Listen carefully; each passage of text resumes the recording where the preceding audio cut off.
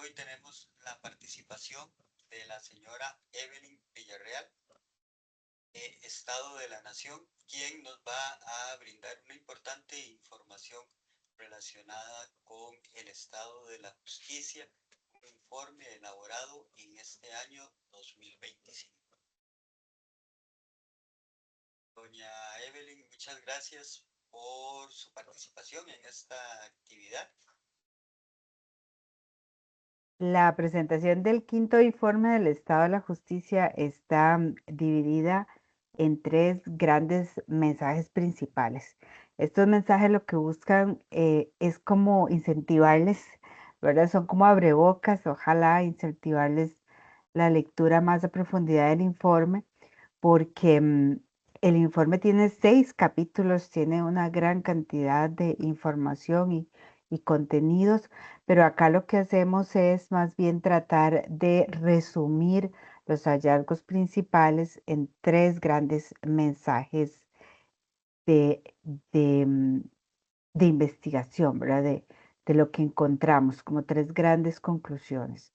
Entonces, el primer mensaje nos habla del contexto en el que está el estado de la justicia presentándose. Es un contexto en donde el Poder Judicial enfrenta un peligroso ataque político que erosiona la calidad de la democracia. Para entender este mensaje, lo primero que quiero presentarles es el concepto que nosotros estamos usando de qué es un ataque político y además cómo eso se diferencia de una crítica ciudadana. Primero vamos al ataque político. El ataque político pueden ser amenazas, pueden ser amedrantamientos que se hagan desde el poder político hacia funcionarios o instituciones del poder judicial. También puede ser cuando se pretende influir, tener injerencia o detener juicios que están abiertos, pedir destituciones o pedir nombramientos de personal judicial, aprobar leyes o impulsar leyes que debiliten la independencia judicial. Y también un ataque político puede ser por medio del presupuesto, recortarle el presupuesto a la institución. Todas estas acciones tienen como fin deslegitimar al Poder Judicial.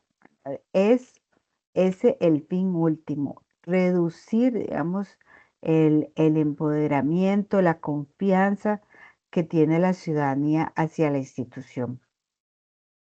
¿Para qué? ¿Por qué queremos un poder judicial debilitado? ¿Por qué lo queremos atacar? Bueno, para poder ejercer el poder sin ningún tipo de limitación, concentrar la toma de decisiones sin que haya algún obstáculo en el camino para esa concentración de poder, ¿verdad? Acordémonos que el poder judicial es un contrapeso de los otros poderes, entonces disminuir ese contrapeso facilita que el poder se ejerza sin control. Este ataque es muy distinto de una crítica ciudadana y esto sí quiero dejarlo bien claro, porque la crítica ciudadana es más bien un ejercicio muy importante de la democracia. Es cuando la ciudadanía se manifiesta en contra de algún servicio porque no tiene la calidad, porque no tiene la cobertura que requiere la gente, ¿verdad? Cuando se queja, cuando está insatisfecha por las respuestas que le dan las instituciones y es muy válido y no solo es muy válido, sino que es un ejercicio ciudadano democrático, ¿verdad? Claro, cuando hay esta queja y esta crítica, la ciudadanía lo que busca en el fondo es que se mejoren los servicios, ¿verdad? Usted nunca ha visto a un señor quejarse, digamos, de Levi's para que desaparezca el Levi's, ¿verdad? No, lo que quiere es que mejoren el servicio de Levi's. Esta crítica ciudadana entonces es muy distinta del ataque político que busca la deslegitimación de la institución. Ahora, lo cierto del caso es que tanto el ataque como la crítica ciudadana tienen en común que se basan en hechos reales, ¿verdad? En quejas que son válidas, que existen, que son fallas reales de estos servicios de justicia. Lo que trata el ataque político en esta coyuntura que estamos viendo en el país es de monopolizar la crítica ciudadana, ¿verdad? De que sea solamente desde el ataque que se pueda criticar a las instituciones, especialmente estamos hablando del Poder Judicial. Nosotros lo que decimos en el informe del Estado de la Justicia es que la crítica ciudadana tiene que mantenerse en este momento sin contaminarse del ataque político, sin ser manipulada desde el ataque político. Y precisamente el Estado de la Justicia es un ejemplo de esta crítica ciudadana constructiva que trata de buscar mejoras a la institución, ¿verdad? Del Poder Judicial, pero siempre desde el respeto a la institucionalidad, mantenernos como una crítica ciudadana constructiva. Entonces, después de que vimos qué es el ataque político, volvamos al mensaje número uno. Decía que el Poder Judicial está bajo continuos ataques por parte de múltiples actores. Y por eso es que la portada del informe está llena de personas serruchando el piso, ¿verdad? Justamente porque esos serruchapisos son para nosotros el mensaje principal de este informe. Son esos ataques que está recibiendo el Poder Judicial. No solamente son de un actor, pero sí que hay un actor que es más visible que los otros, que es el Poder Ejecutivo, que en sus conferencias de prensa el presidente de la República menciona mucho a los otros poderes, ¿verdad? Y siempre en una manera despectiva o negativa. Como ven en este cuadro, si uno cuenta las menciones, el número de veces que menciona al Poder Legislativo es el con el que tiene la mayor bronca, pero en segundo lugar también está el Poder Judicial, que es el otro más mencionado en las conferencias de prensa.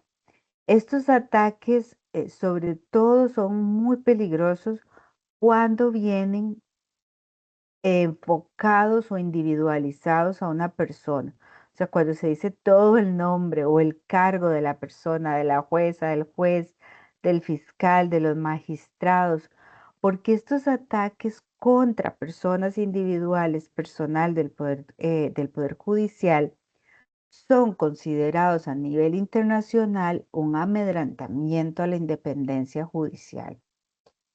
Ahora, estos ataques políticos del Ejecutivo también han estado acompañados en los últimos años de una protesta social. Ustedes han visto la marcha para destituir al fiscal, inclusive manifestaciones en frente de la Sala Constitucional o en frente de la Corte. Estas protestas ciudadanas son organizadas por actores políticos, ¿verdad? No son espontáneas. Y también dentro de estas protestas ciudadanas contamos acá las redes sociales y la violencia que hay, el ataque continuo que hay en redes sociales hacia el Poder Judicial. Basta con ver alguna noticia del Poder Judicial y ustedes ven, se van a ver los comentarios y van a darse cuenta de que es una reacción muy virulenta de las personas. Y tal vez el más agresivo y el más peligroso de todos los ataques de todos los frentes que tiene abierto el Poder Judicial, son los atentados que ha recibido el crimen organizado. Son atentados contra personal o contra oficinas, ¿verdad? Agresiones ya materiales y físicas que incluso costaron la vida de un agente del OIJ en Limón. Y esto, digamos, las tres formas de ataques no se habían visto, son cosas totalmente inéditas en la historia reciente de este país. Estos ataques ya están provocando caídas en las mediciones internacionales de Costa Rica en temas de democracia y de Estado de Derecho. Vean, por ejemplo, en este gráfico hay dos indicadores que se usan mucho para hacer comparaciones en términos de calidad de la democracia de los países. Es el índice de democracia electoral y el índice de democracia liberal. Y en los dos casos, el gráfico lo que ustedes van a ver es la línea punteada, es el 100, que es como la base desde que empezamos, o digamos, desde que pudimos medir esto en el año 2000. Y si la línea está por debajo de la línea punteada, quiere decir que estamos empeorando con respecto al año base. Entonces ustedes ven que los dos indicadores de democracia vamos cayendo. Estamos peor, digamos, de cuando estábamos, de cómo estábamos a principios de este siglo. Hay otros indicadores parecidos que miden de la fundación, una fundación alemana que se llama Bertelsmann, que miden también la democracia y vemos la misma tendencia. Ahora, siempre Costa Rica está en los primeros lugares de América Latina, eso no se ha perdido, pero sí venimos deteriorándonos. Toda la región en general viene deteriorándose y Costa Rica no es la excepción.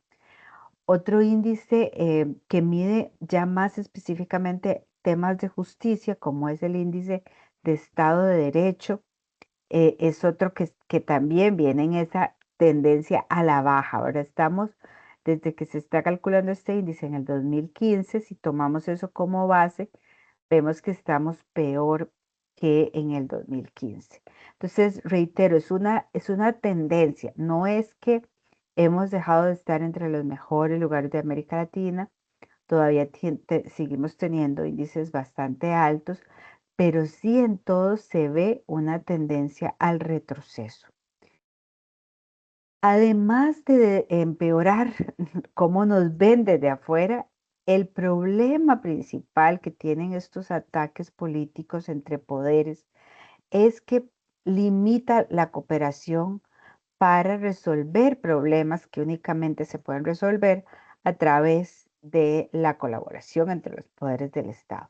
Entonces, mientras los poderes están en eso de dimes y diretes, y yo te ataco y respondo y usted también responde, ese fuego cruzado que llamamos dificulta muchísimo que los poderes de la República se sienten a colaborar para políticas públicas que necesitan del concurso de los tres poderes del Estado, como por ejemplo seguridad, para poner solo un ejemplo. Además de eso, a nivel más general, más macro, hay una crítica muy importante ciudadana al desempeño judicial.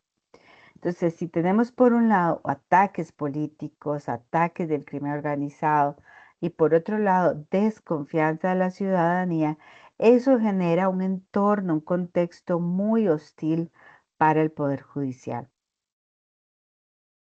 La confianza ciudadana del Poder Judicial siempre ha sido mayoritariamente a desconfiar, ¿verdad?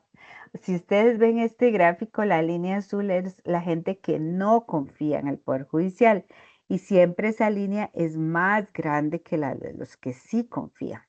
Pero entonces eso quiere decir que históricamente desde hace 20 años estamos en una tendencia en los que son más los desconfiados, ¿verdad?, del Poder Judicial. Esa tendencia ha seguido en los últimos años, ¿verdad? No ha variado la tendencia.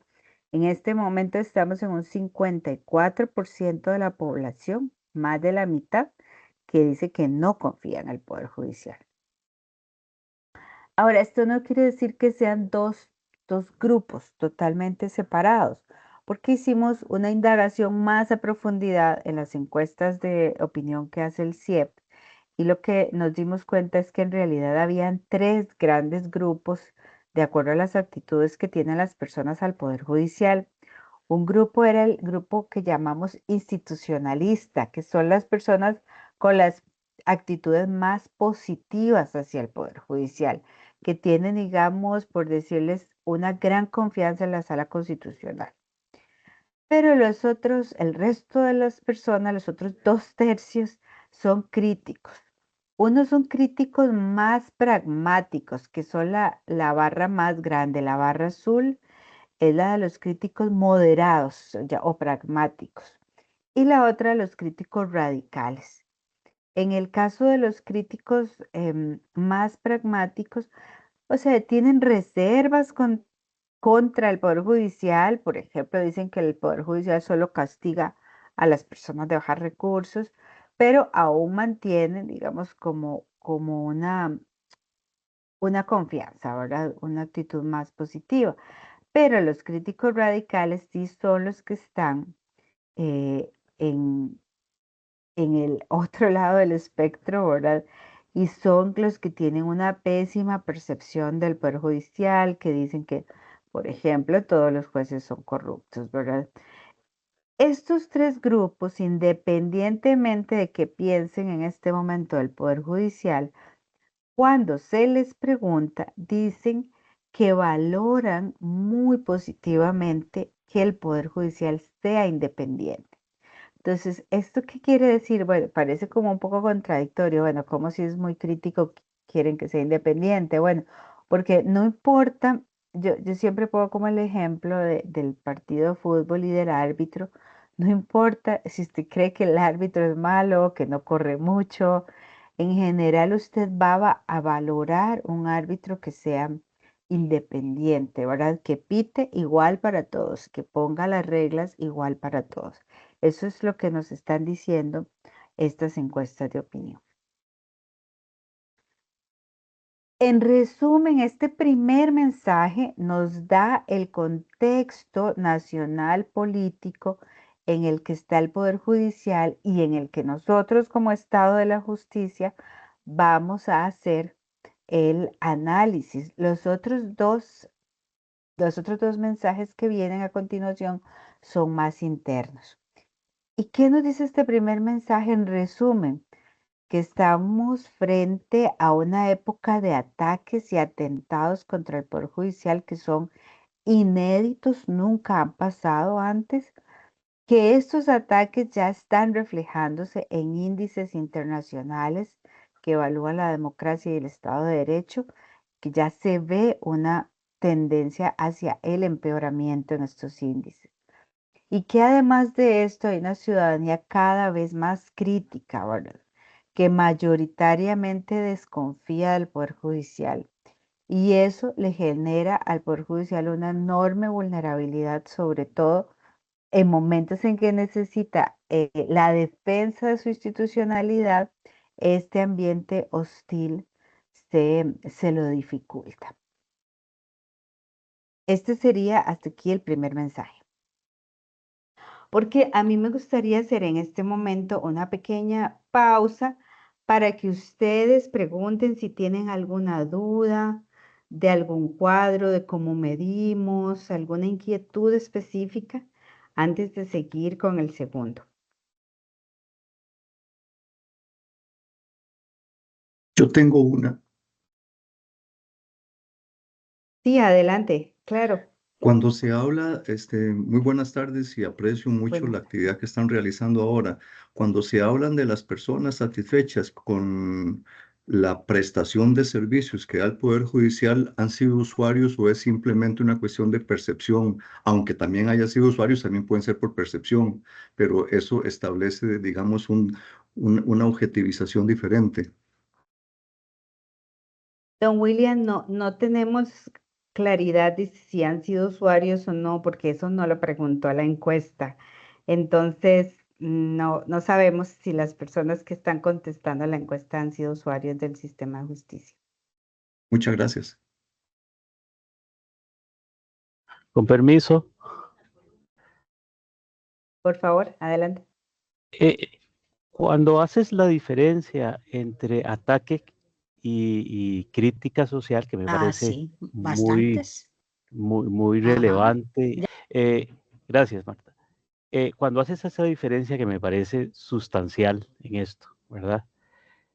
Está dentro de la percepción o de la concepción de ataque la intencionalidad abierta o es es un desdén por descalificar per se, o hay una intencionalidad de que o sea, ese deber ser de esa institución no me alcance.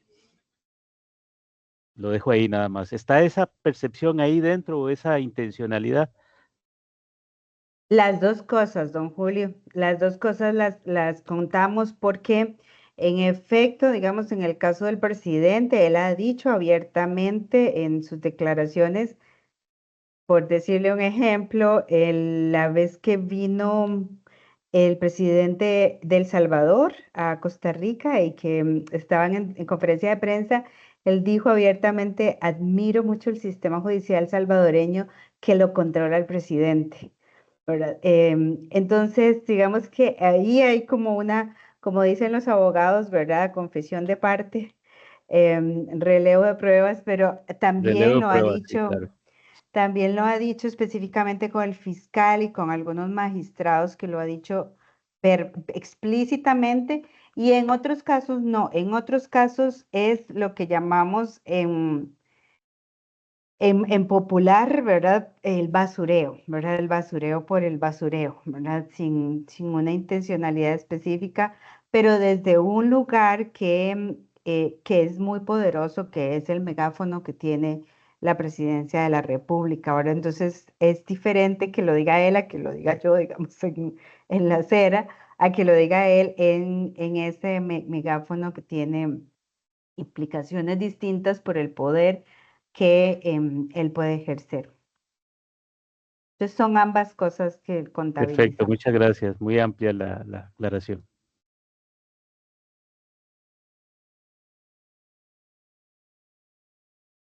¿Alguien más? Pues si no, seguimos con el segundo. Buenas, ¿no? Esa perspectiva me habla del Ministerio de Hacienda, de cuando el presidente lo dice, digamos, como directamente, como lo dice con el fiscal y lo dice, también es cuando lo dice popularmente, como cuando se refiere a la señora de Purral. Digamos, es como coloquial, ¿verdad? Entonces ahí están las dos maneras de hacerlo llegar, directamente con un nombre o sarcásticamente o no sé, coloquialmente, señalando a la clase más, digamos, la clase más trabajadora, no sé, al referirse a la señora de Purral. Sí, y esto me da pie para contarles, justamente a partir de este comentario suyo, que esto es un fenómeno estudiado por las ciencias políticas en otros países en donde se ha utilizado esta estrategia de debilitamiento de los controles y de los poderes judiciales. Y les pongo un ejemplo muy clarito para no hablar muy teóricamente, ¿verdad? Pero esto está muy estudiado y hay literatura sobre esto. Pero un ejemplo muy clarito ha sido el de México. En México, digamos, en las conferencias mañaneras del presidente AMLO, del ahora expresidente, atacaba constantemente al Poder Judicial, ¿verdad? Señalándolo de corrupto, de nepotismo, de tardanzas. em, por años, ¿verdad? Estuvo haciendo esto. Cuando él finalmente presenta un proyecto de ley para que todos los jueces y juezas, magistrados, todos los operadores judiciales fueran electos popularmente, debilitando, digamos, la independencia de esa institución, fue muchos años después de estar atacándolo, ¿verdad? Entonces, cuando él presenta este proyecto, la gente tenía la peor de las percepciones sobre el Poder Judicial y la verdad es que casi nadie lo defendió, ¿verdad? Excepto el mismo Poder Judicial, ¿verdad? Que salió a las calles y algunos académicos, pero las personas no lo estaban defendiendo. Y entonces lo que dice una autora muy famosa que estudió este caso, Susan Stokes, es que la gente no defiende las instituciones que cree que son irrelevantes. Claro, porque ha estado escuchando por mucho tiempo que es una institución corrupta, que es lenta, que es irrelevante, cuando le vienen a dar la estocada, ¿verdad? Final con la elección popular, las personas ni siquiera salen a defenderla. Entonces, es como una estrategia de largo plazo, ¿verdad? No es que se cierre el Poder Judicial del todo como se hacía antes en los golpes de Estado, ahora cerramos el Poder Judicial, le ponemos un candado.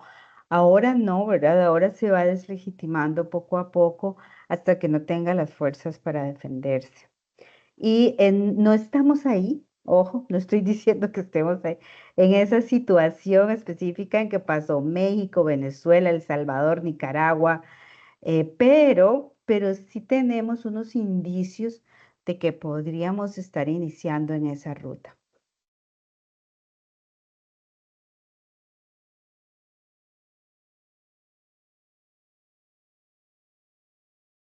Listo, bueno, si no hay ninguna otra persona más, ¿les parece si sigo con el segundo mensaje?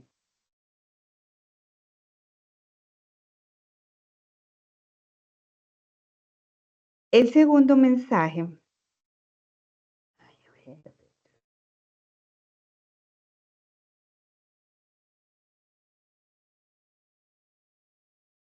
El segundo mensaje nos habla más bien, ya hablamos de la parte del contexto, ahora esta es qué está haciendo el Poder Judicial para mejorar su legitimidad, qué está haciendo desde adentro, cómo le está respondiendo a la población.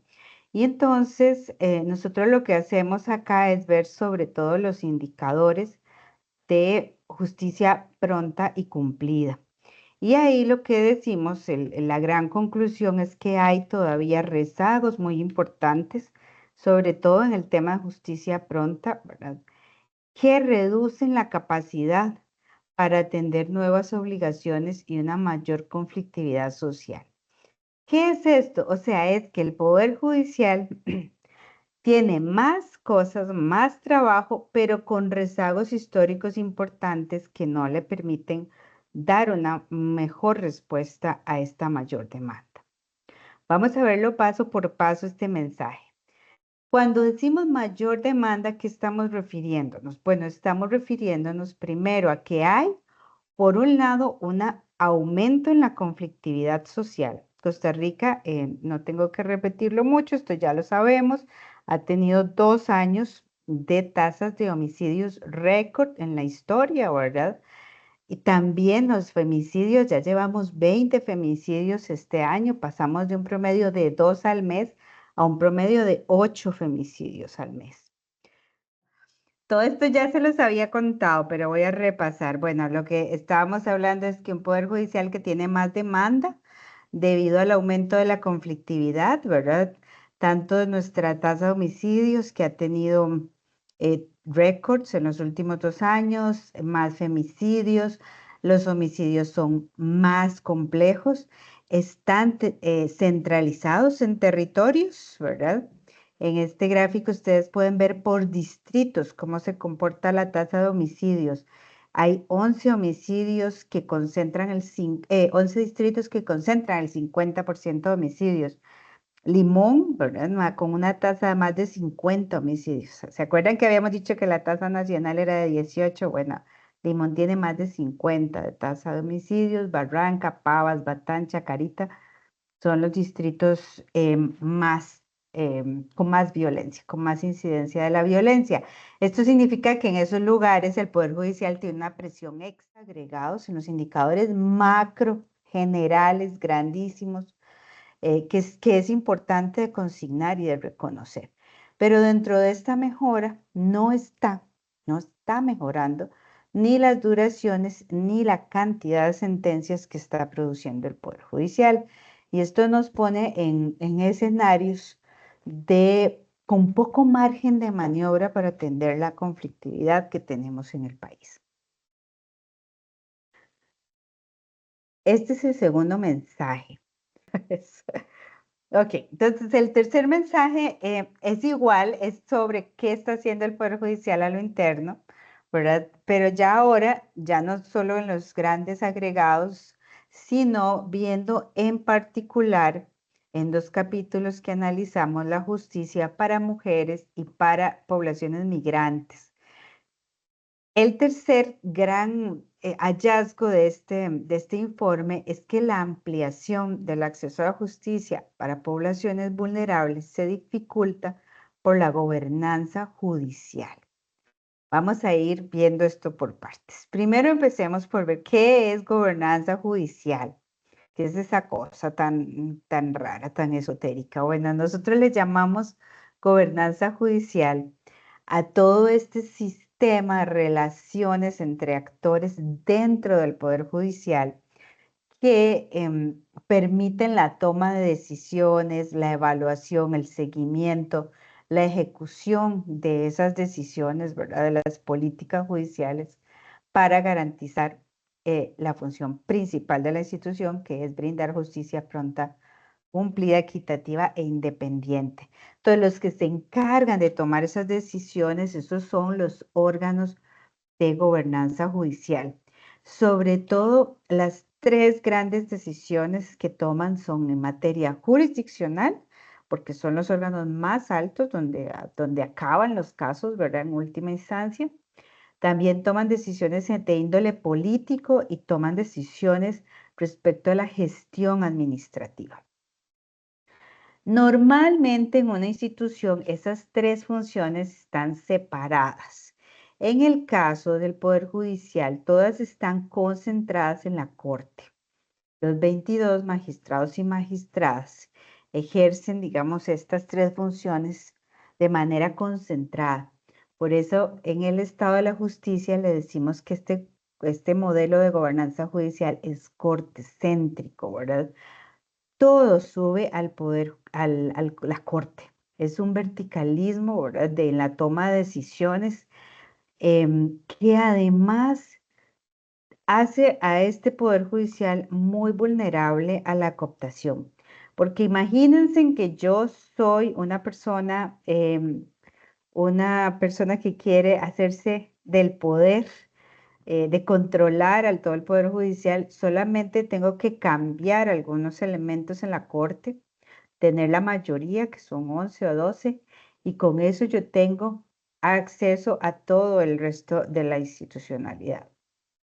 Pero además tiene otro problema esta gestión cortocéntrica, que es que se desequilibra la parte microadministrativa de las otras dos funciones. Y ahora les voy a explicar exactamente cómo es que esto funciona, específicamente en la aplicación de políticas judiciales.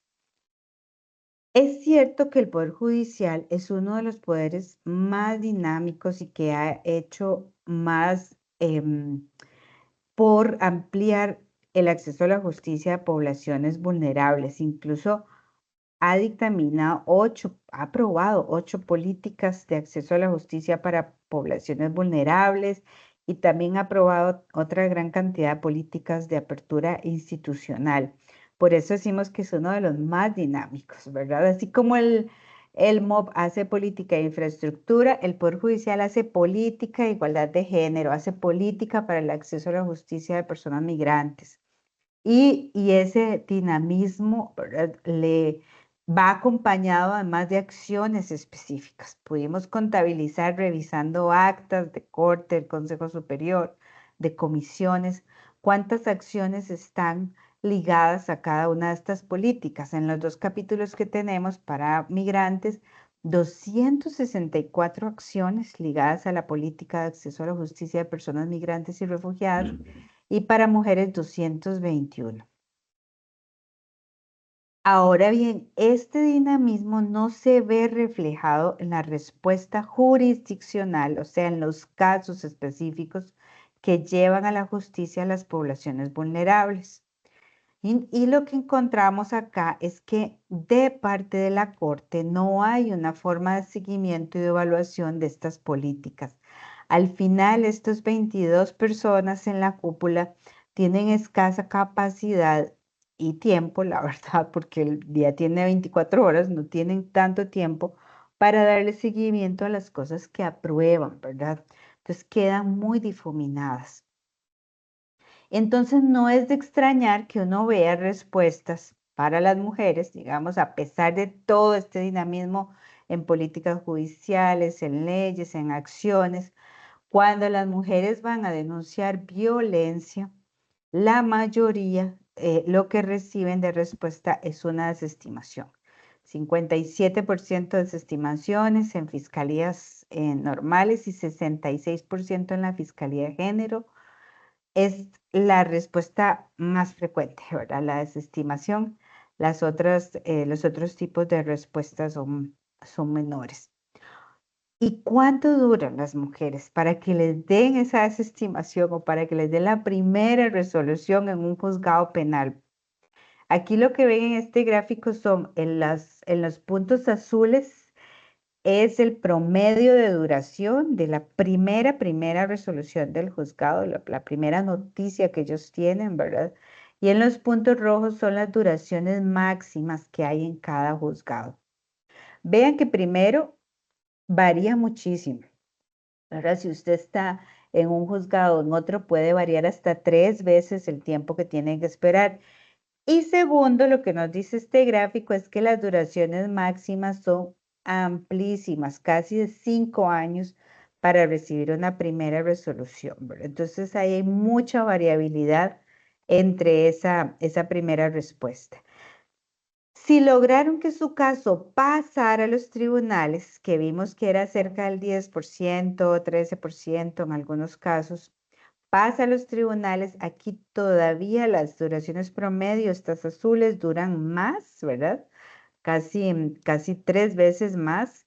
Y además las duraciones máximas pueden llegar incluso hasta 10 años en algunos casos para una resolución de un tribunal penal de violencia contra las mujeres, ¿verdad? No estamos hablando aquí de casos complejísimos como la trocha o como el cementazo, estamos hablando de violencia contra las mujeres. Los delitos sexuales, que son los que duran más, además tienen una estadística muy alta de prescripciones, ¿verdad? 13%, 1 de cada 8 de los sobreseimientos dictados en estos delitos son por prescripción, o sea, ahí se le acabó el tiempo al Poder Judicial para pronunciarse y las dos partes quedan sin resolución. Veamos otro ejemplo de población migrante, digamos, en otra materia, en la constitucional, que se ha triplicado los casos que recibe de población migrante en los últimos 2 años por el contexto en que está Costa Rica, ¿verdad? De migración.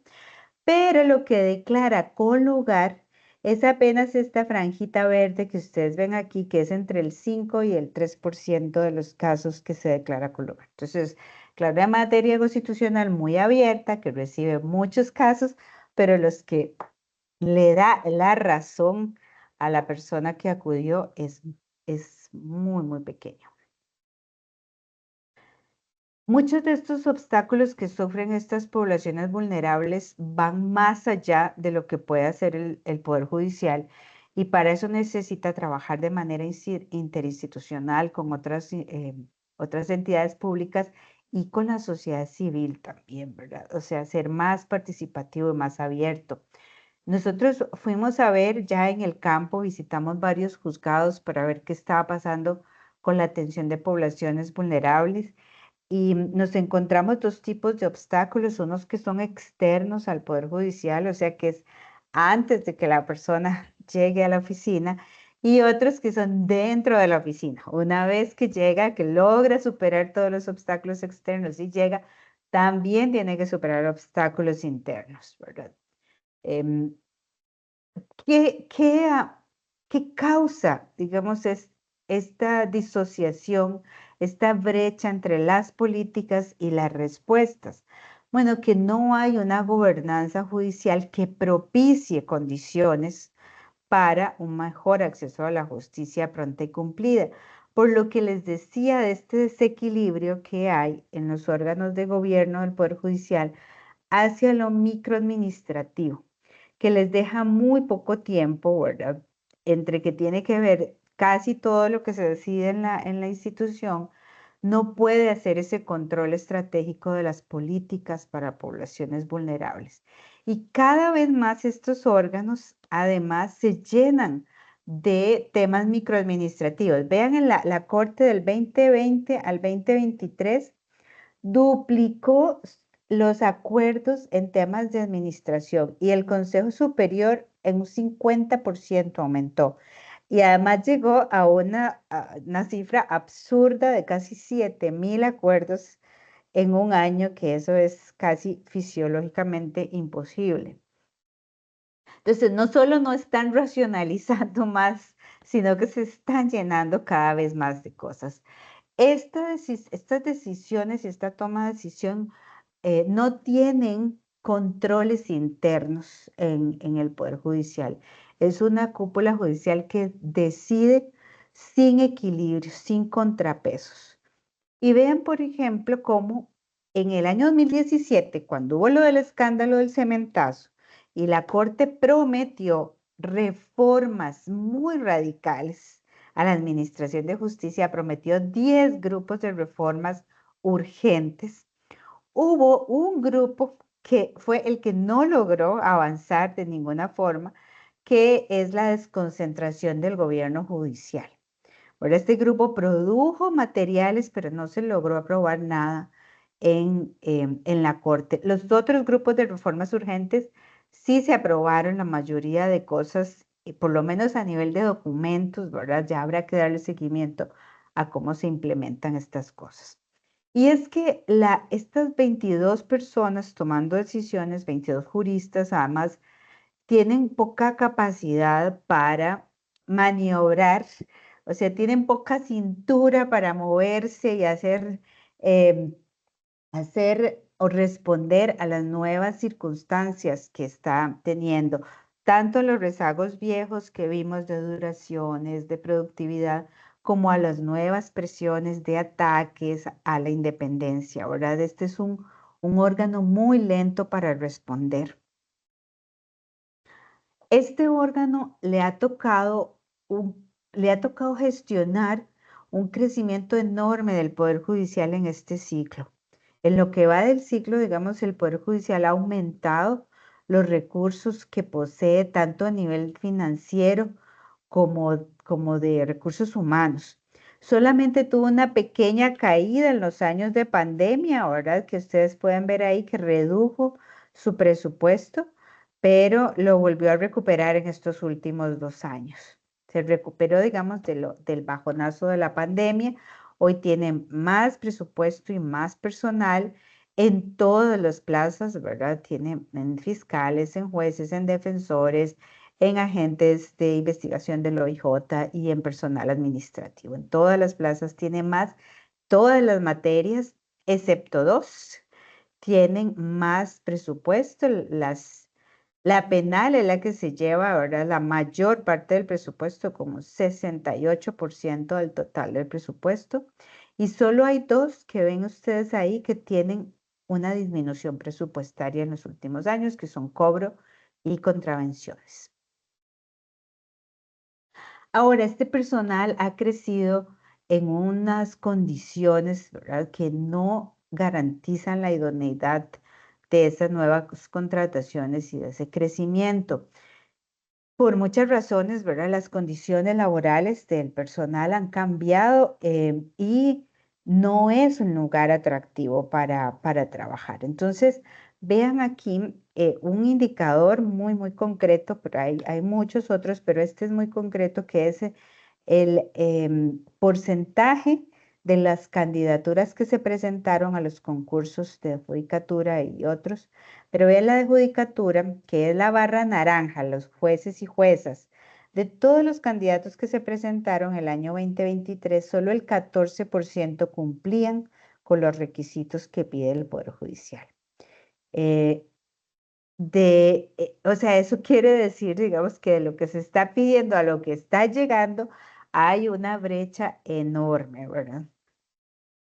De las personas que ingresaron a hacer pruebas el año 2023, de todas las personas que ingresaron como ya contratados para periodos de prueba, el 97% concluyó exitosamente ese proceso de prueba.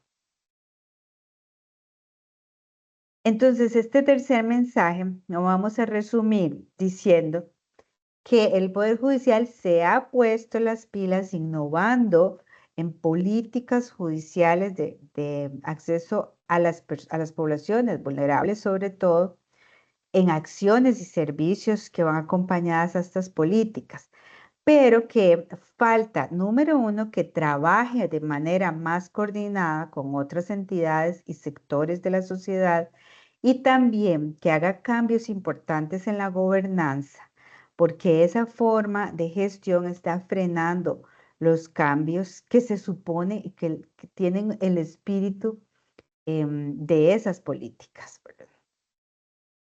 Para cerrar, voy a decir, digamos, tres grandes conclusiones y reflexiones finales. El país está frente a un proceso de más judicialización. O sea, tenemos más derechos, hay un abanico más amplio de derechos, de garantías, un poder judicial más robusto, ¿verdad? En este siglo, que sin embargo no ha logrado mejoras sustantivas en la gestión judicial, tiene rezagos sobre todo en duración y justicia cumplida. Y eso lo hace un poder judicial más vulnerable a críticas, más vulnerable a ataques, más vulnerable a este ambiente hostil que está y que, digamos, hace que la confianza y la legitimidad se menoscaben. ¿Cómo salir de ese círculo, de ese círculo vicioso que parece, ¿verdad?, que tenemos? Bueno, el informe apuesta por dos grandes temas, ¿verdad? Uno es la mejora en la gobernanza, la desconcentración administrativa de la Corte Plena y sobre todo en los capítulos que vimos de penal, una reforma sustantiva a la materia penal. Ya no de poner, digamos, curitas y parches, sino una reforma integral. Y la segunda apuesta tiene que ver con tener a la persona como fin último. La administración de la justicia no debe ser solo números y casos cerrados y casos terminados, sino ver a la persona que está detrás de los casos, ¿verdad? Aquí hay dos paradigmas muy importantes que pueden ayudar a esto, que es el de la justicia electrónica y el de la justicia abierta. Ambos, digamos, con este espíritu de servicio y de poner a la persona en el centro, ¿verdad? Estas dos apuestas consideramos que mejorarían sustantivamente la gestión. Y es que aquí termino con esta última filmina. ¿Por qué nos interesa mejorar el Poder Judicial? O sea, ¿qué ganamos con eso? Bueno, es que justamente si tenemos un Poder Judicial debilitado, vamos a tener una justicia al servicio del grupo en el poder. O sea, todo lo que pase ahí, todos los conflictos que se solucionen van a estar al servicio de los intereses del grupo del poder y los ciudadanos vamos a quedar completamente indefensos. Cualquier resolución que se haga en materia laboral, en materia penal, en contencioso, va a estar sesgada porque va a responder a ciertos intereses y no a la legalidad y al interés común. Esto va a reducir significativamente los derechos y las libertades que tenemos como ciudadano y por supuesto el Estado de Derecho en sí mismo y generar más impunidad, ¿verdad? De agresores a la ley, ¿verdad? Cualquier tipo de violaciones, ya sea a nosotros individualmente, a nuestras empresas, a centros académicos, a medios de comunicación. Ese es, digamos, lo que estamos cuando decimos que tenemos que mejorar. Eso es lo que estamos arriesgando, ¿verdad? Estas garantías y estas libertades. No estamos en un escenario de crisis, ¿verdad? Pero no hay tiempo que perder también, porque en este momento las fallas del Poder Judicial nos están costando cada vez más caro y le están costando también políticamente mucho más a la institución. Y entonces en esta última filmina, si ustedes ven aquí el serrucho, está en otra posición diferente, porque el serrucho también puede ser una herramienta para construir, dependiendo de cómo se use y quién la use, ¿verdad? Entonces, mucho tiene que ver con la actitud del Poder Judicial, de cómo enfrentar, digamos, estos desafíos que están bastante diagnosticados y que ahora, digamos, les toca a ellos y tienen en mucho la palabra, aunque desde la sociedad también puede, y desde la academia podemos hacer la fuercita, en realidad la iniciativa y la mayor responsabilidad está en el Poder Judicial. Esta sería la presentación, yo aquí termino y ahora sí les doy la palabra para que compartamos un ratito en lo que queda de tiempo.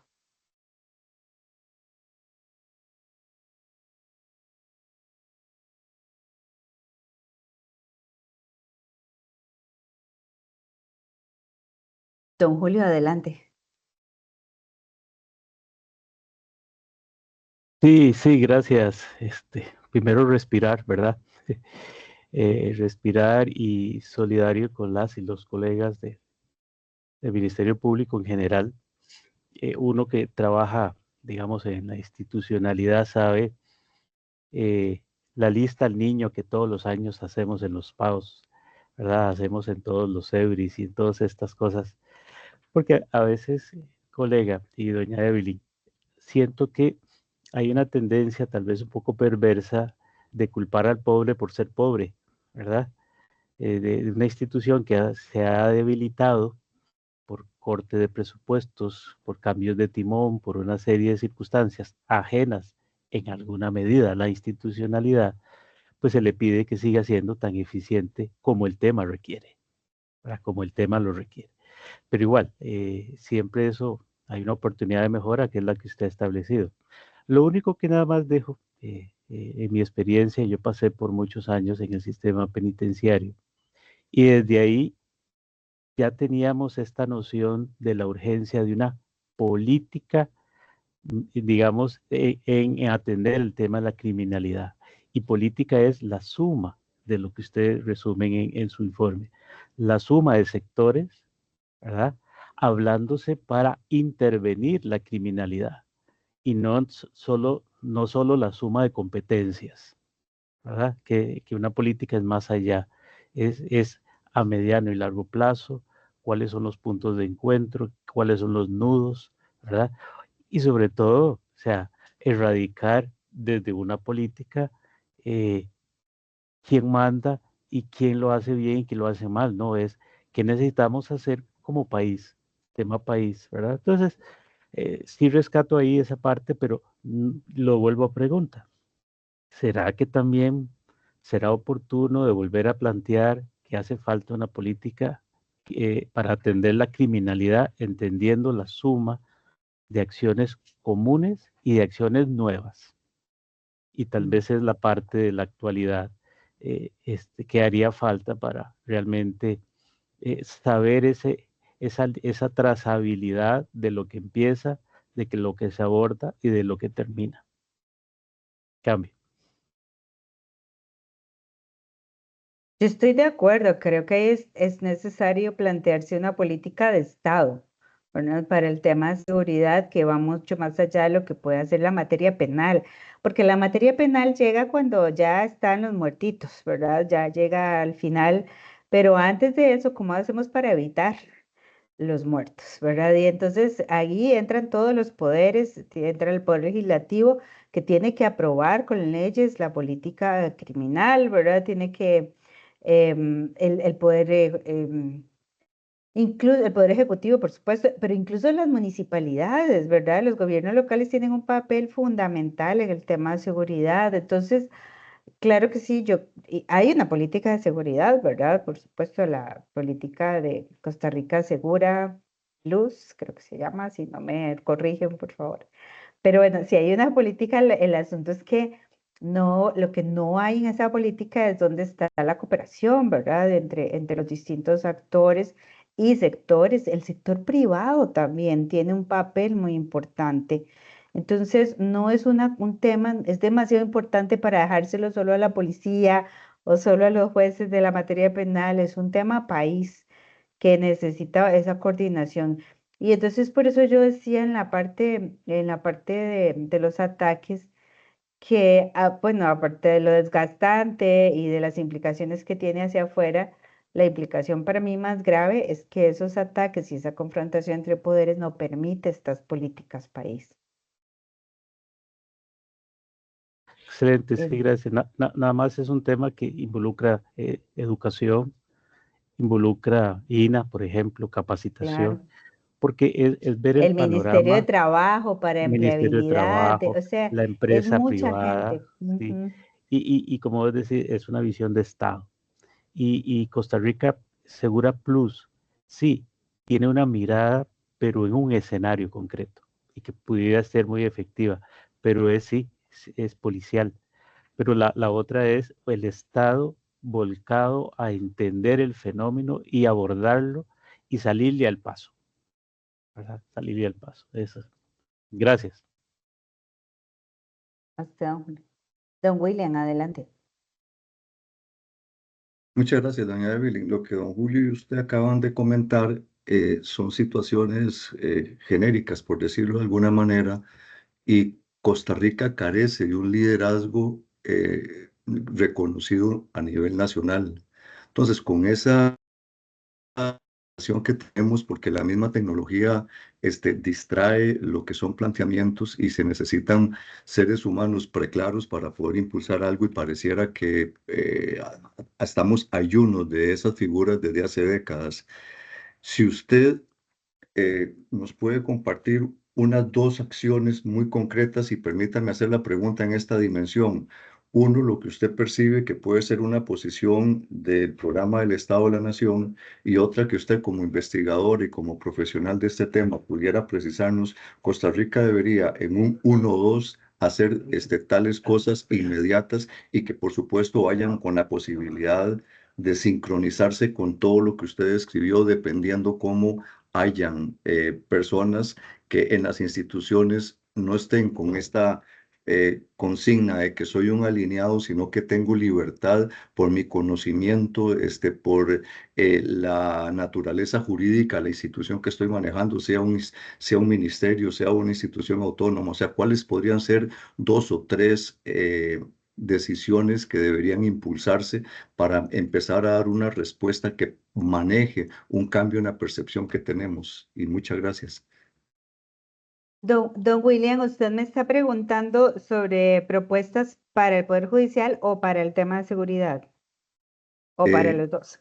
Un poco cuando se habla del Estado de la Justicia, dentro Ah, de ok. entre ese cosmos que ustedes manejan, tienen un know-how que solo ustedes han producido porque probablemente hasta son pioneros en este informe genérico que tienen. Entonces, dentro de este macromundo, por decirlo de alguna manera, ¿cómo llegar y decir Costa Rica debería impulsar dos o tres medidas con los pies en la tierra, con la institucionalidad que se tiene,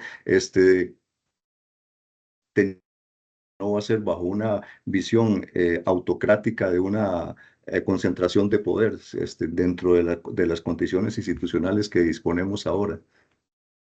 Claro, ahora sí, ya le capté bien.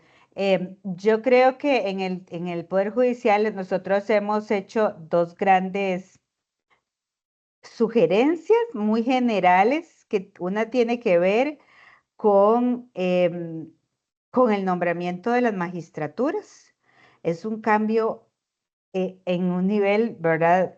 Alto de cómo se elige y cómo se garantizaría una mejor idoneidad para esas personas que están ahí y que tienen un poder enorme, ¿verdad? De resolver conflictos de la parte administrativa, de la parte política, y que en Costa Rica estamos muy deficientes en esos procesos de nombramiento, ¿verdad? Eso lo hemos dicho desde el informe número 1, ¿verdad? Hay muy pocos avances en esa materia, se siguen colando personas que no deberían estar en la máxima judicatura en la Corte. Otro cambio general es el de gobernanza que ya mencioné, porque esta gobernanza cortecéntrica no le está ayudando a la institución en su gestión, ¿verdad? Y en su mejora de servicio. Y aquí no estamos diciendo que la institución tiene que ser más grande, o sea, no es una cuestión de recursos, es más bien de distribución de tareas a lo interno del Poder Judicial. El Poder Judicial tiene departamentos administrativos grandes, fuertes, ¿verdad? De gestión humana, planificación, dirección ejecutiva, dirección de tecnologías, que pudieran tener mucho más incidencia en la toma de decisiones. Digamos, en la gestión humana, ellos hacen todo el proceso de reclutamiento, los exámenes, los concursos, pero no pueden tomar la decisión. La decisión es siempre de corte o del Consejo Superior. Bueno, porque no le damos más fortaleza a esos entes técnicos para que puedan resolver y tomar decisiones y se las quitamos, le quitamos toda la gestión de nombramientos disciplinaria a la Corte. Eso es lo que estamos proponiendo ahora sin tener que hacer cambios así, de decir, ay, vamos a reconstruir de cero el Poder Judicial, que tampoco sería viable ni tampoco conveniente, es cómo mejorar la distribución de tareas en un esquema de trabajo más horizontal y no tan vertical como está en este momento. Esas son dos grandes, pero después, don William, déjeme decirle que es que la particularidad de cada materia lo obliga a uno a hacer propuestas más específicas en cada tema, porque son muy distintas. Si usted me dice que necesitan los juzgados de violencia doméstica, es muy distinto a lo que necesita el contencioso. Entonces, ahí en cada uno de los capítulos que nosotros vamos viendo, hay una sección de recomendaciones que ya son trajes a la medida para ese tema en específico, ¿verdad? Y que las hacemos además de manera participativa, porque para hacer esa sección de recomendaciones nosotros convocamos talleres de consulta entre funcionarios, litigantes, usuarios, ¿verdad? Que dicen cuáles son las fallas de esas materias y entonces nos permiten hacer ya llegarle más a lo específico, a decir, mire, el protocolo de 72 horas para las mujeres no está funcionando por esto y hay que cambiar esto y esto. Entonces, ya meternos, digamos, una sonda en diferentes temas para poder decir cosas más específicas, porque es mentira que una sola cosa va a servir para todos los temas. Y nada más termino diciendo que en el tema de seguridad ciudadana, nosotros en el Estado de la Nación del año 2024, que salió en noviembre pasado, hicimos un capítulo de propuestas en materia de seguridad ciudadana.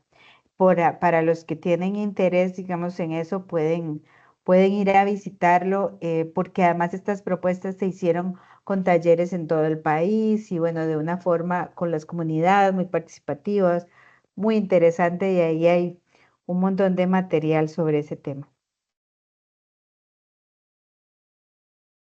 Muy gentiles, te agradezco la amplitud y la precisión con la que ofreció las respuestas. Don Luis Fernando.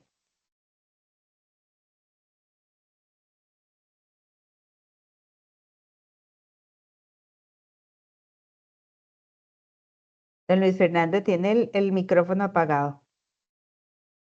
Disculpe, sí, doña Evelyn. Ahora Buena, muchas gracias y a los compañeros y compañeras. Y gracias por su presentación. Mi inquietud es la siguiente. En todo este marco de acción de lo que tiene que ver el Poder Judicial con diferentes temas que son fundamentales para el ejercicio de la justicia pronta y cumplida, uno de los temas fundamentales es la gobernanza. En este marco de acción de los talleres y trabajos que han hecho, ¿cuál ha sido la reacción de los jerarcas y de otras instancias fundamentales de tomadores de decisiones en razón de un cambio que se requiere?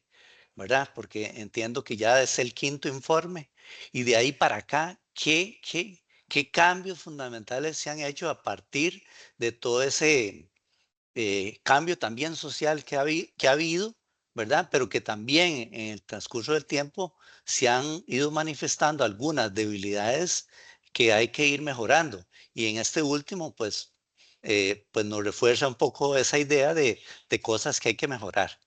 ¿Cuál ha sido la reacción e interés de jerarcas o tomadores de decisión en razón de ese mejoramiento? Mire, así como el Poder Judicial es muy diverso, ¿verdad? Y tiene muchas entidades y circuitos y oficinas y Ujú. materias, la reacción ha sido igual diversa, porque hay personas que se lo han apropiado, ¿verdad? Que de verdad le han dado muchísimo apoyo.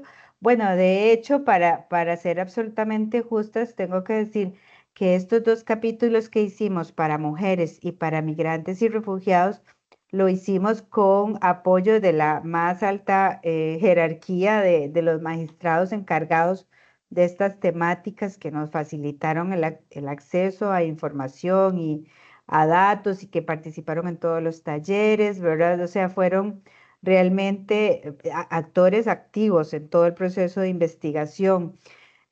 Así como hay otros que no, ¿verdad?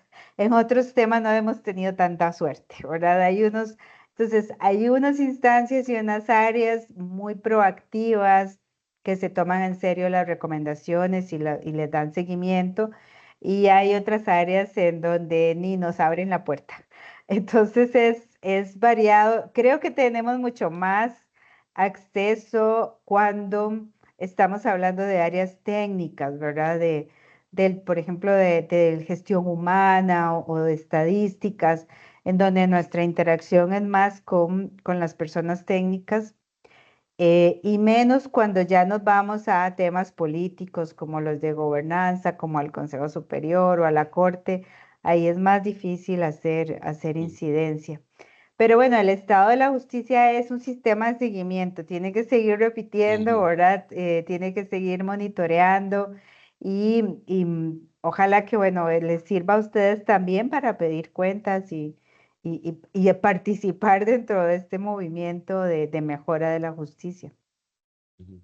Muchas gracias, doña Evelyn. Muy amable. Gracias.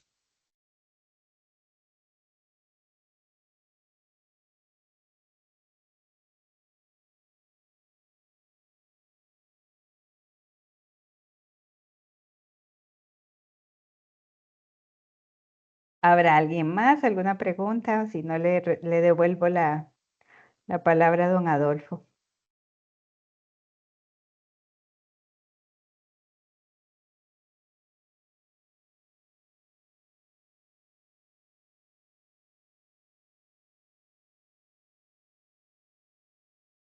Gracias, doña Evelyn. Parece que no tenemos más consultas. Tal vez nada más cerrar con el anuncio parroquial de que el informe lo pueden descargar en nuestra página web, ¿verdad? Que es estadonacion.or.cr, y ahí también pueden descargar la presentación que les acaba de hacer, está ahí en la página web, y también hay otros materiales, hay blogs, hay material audiovisual, videos, resúmenes, carpetas de prensa.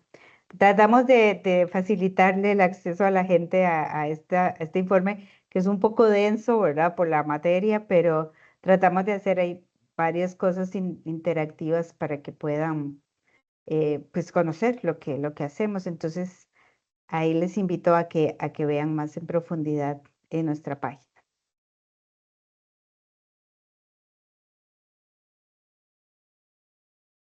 Muchas gracias a todos por la atención. Que tengan una muy buena tarde.